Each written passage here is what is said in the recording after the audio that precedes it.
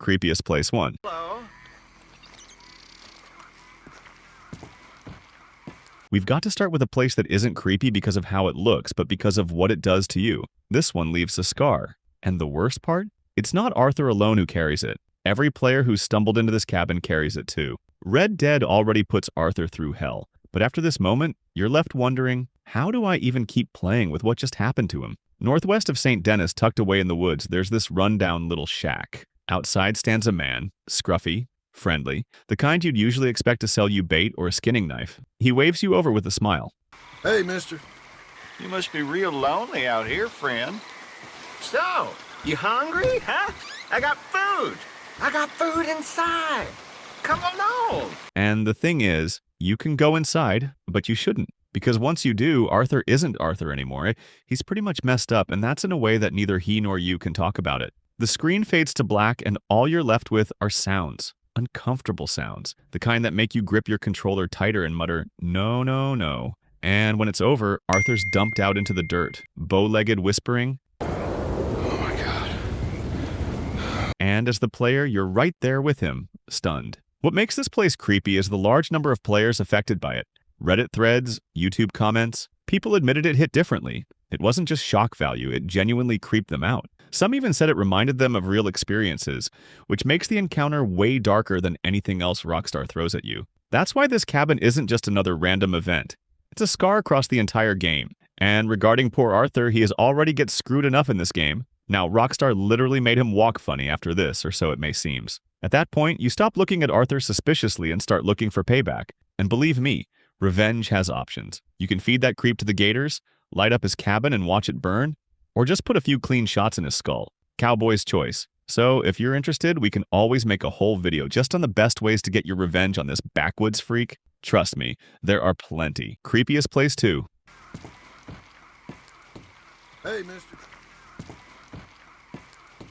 If Rockstar ever decided to make a straight-up horror game, it would look a lot like this. Because the detail in this one basement is so disturbing, it makes you forget for a moment that you're playing a cowboy game at all. Southwest of Valentine sits a shack that looks abandoned. Nothing unusual. But open the door and head downstairs, and suddenly you're standing in the kind of place you'd pray you never stumble into in real life. The basement is a butcher shop, except the meat isn't from cows, it's human. Severed hands, legs, skulls stacked and polished, torsos stretched open like some sick anatomy display. You're just staring at the walls thinking, yep, that's it. I'm sleeping with the lights on tonight. And the worst part? These images stay with you. Long after you quit the game, you can't quite shake the thought of walking past a door in your own house and seeing something like that waiting inside. That's how creepy this place is. It all belongs to Edmund Lowry Jr., RDR2's very own serial killer. This guy wasn't just violent, he was industrial. He left trails of body parts across New Hanover, Big Valley, and Lemoyne, almost like he wanted you to find his work. His victim count? Over 120 people. That's not killing spree numbers. That's a small town wiped off the map. And the way he kept newspaper clippings of his own crimes pinned up like trophies. Yeah, that's when you realize you're not just dealing with a killer. You're dealing with someone who thought, hobbies? Nah, I'll collect legs. Like, what was even going through this creep's mind? Did he wake up one day and think, normal people knit sweaters, but me? I polish skulls. And then, just when you're still processing the nightmare decor, Rockstar goes full jump scare. Edmund sneaks up, knocks Arthur out, and starts taunting him about what's coming next. For a split second, you feel like you're not playing Red Dead Redemption. You're trapped in a horror movie. Only difference is, instead of a gunfight, you're surviving by chucking a severed head at his face. Creepy, disgusting, unforgettable. This basement is proof Rockstar didn't just dabble in horror. They nailed it. And honestly, they made it way too real. Creepiest Place 3. You should be careful where you're camping. I can look after myself.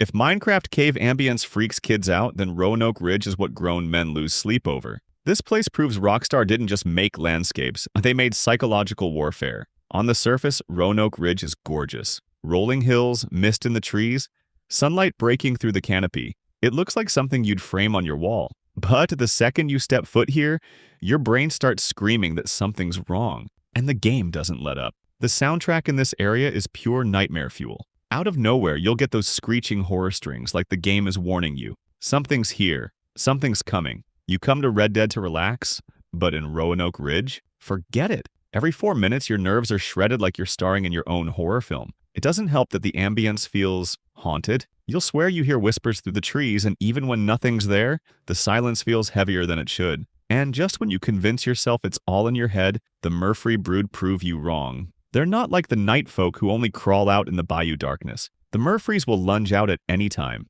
Noon, midnight. Doesn't matter, they don't care about timing. They care about freaking you out.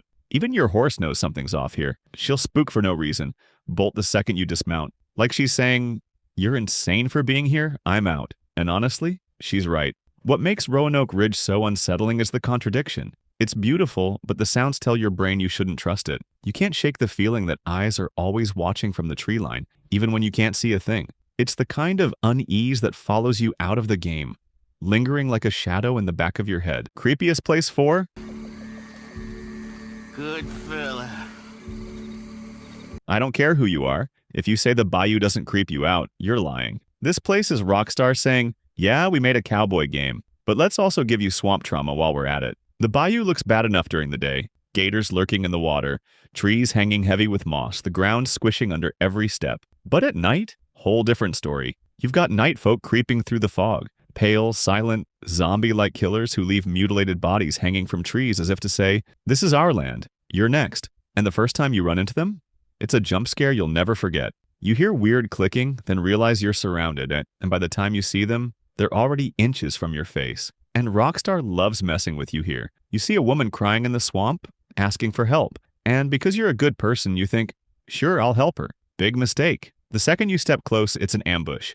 A dozen machetes flashing in the torchlight while you're still processing the fact that you fell for the oldest horror trick in the book. And even if you survive, you're left walking through the fog, convinced something else is going to leap at you any second. The sound design here seals the deal. Swarms of bats flutter overhead, frogs croak like broken instruments, and somewhere out there you swear you hear whispers. Add in the splash of something massive moving through the water, probably a gator, and suddenly even standing still makes you sweat. What makes the bayou especially creepy is that it never feels safe. Unlike the ridge, which is mostly ambience, the bayou is full of things actively hunting you. Killers, animals, and maybe even ghosts if you're unlucky. And the worst part? You can't shake the thought that you're being watched. Because here, you usually are. So if you ever came to Red Dead looking for a calm night ride, don't come here. Because nothing says relaxing like pale swamp people jumping you out of the shadows while a 10-foot alligator circles your horse. Creepiest place 5. Pleasance isn't just another dot on the RDR2 map. It's a full-on ghost town. And I don't mean ghost town like tumbleweeds and empty saloons. I mean, people really vanished here. The town was founded in August of 1883, and by September it was gone. 1 month. 10 people slaughtered. Shot, stabbed, butchered. Nobody ever figured out who did it or why. Some say it was plague. Some say it was punishment. Walk through it yourself and you'll swear the whole place is still holding its breath. But the strangest part isn't the history, It's what happens when you're actually there. You'll be walking the empty streets and suddenly you hear a woman's voice. Calm, casual, talking about the weather. Except there's no one there. No red dot on the minimap. No horse panicking. Just your nerves convincing you've officially lost it. And then there's the figures. A woman on horseback, a man walking beside her. You try to ride closer and they vanish. To make it worse, sometimes your camera randomly shifts like something's charging at you. Your stomach lurches, you brace for an ambush, but there's nothing. Pleasance doesn't need jump scares, it gets you with paranoia. It's the kind of place that sticks in your head long after you've left. Creepy history, eerie voices, ghostly figures, and that feeling that something in those houses is still watching. Welcome to Pleasance. Stay a while or don't. Honestly, don't. Creepiest place 6.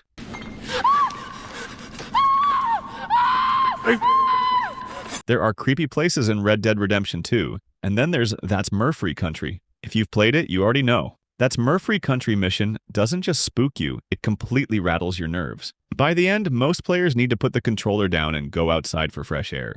It's chaos. It's darkness. It's the kind of experience that makes you think, maybe I'll just play dominoes and camp for the rest of the night. From the start, the atmosphere is suffocating. The woods are too quiet, the air feels heavy, and then you hear it, a scream. The kind that cuts through you. You realize there's a girl trapped somewhere in that cave, and suddenly the mission goes from, let's do some outlaw business, to, I've accidentally walked into a horror movie. The more you move inside the cave, the more it gets worse. It's pitch black. Your torch flickers, shadows dance across the walls, and every second, you're waiting for something to jump at you. And, of course, something does. The Murfrees sprint at you full speed, screaming and waving machetes like they're late for dinner. Honestly, nothing kills your confidence faster than a pack of half-naked cannibals running straight at your face. Even if you try to flush them out with dynamite, it doesn't feel like you're in control. It feels like you just rang the dinner bell, and when it's over, you feel exhausted. Your heart's racing, your hands are sweaty, and you're thinking, yep, that's enough Red Dead for tonight. Creepiest place 7.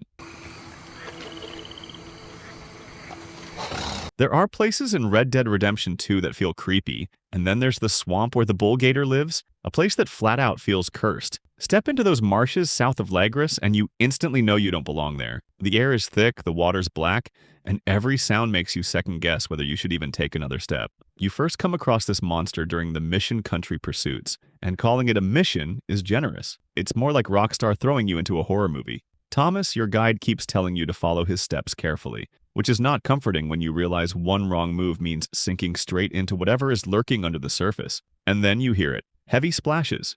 Too big to be anything normal. Something massive is circling you. The water feels alive, like it's closing in, waiting for the exact moment to drag you under. This thing is the size of a boat, sliding silently until it decides to explode out of the water. When it goes for Jules, the swamp transforms from unsettling to heart-stopping in seconds. Even outside of the story, once Chapter 6 unlocks him, this whole area of swamp becomes a no-go zone. You're not exploring anymore, you're trespassing in something's hunting ground. The feeling never leaves, that constant paranoia that the surface will break and the beast will come for you.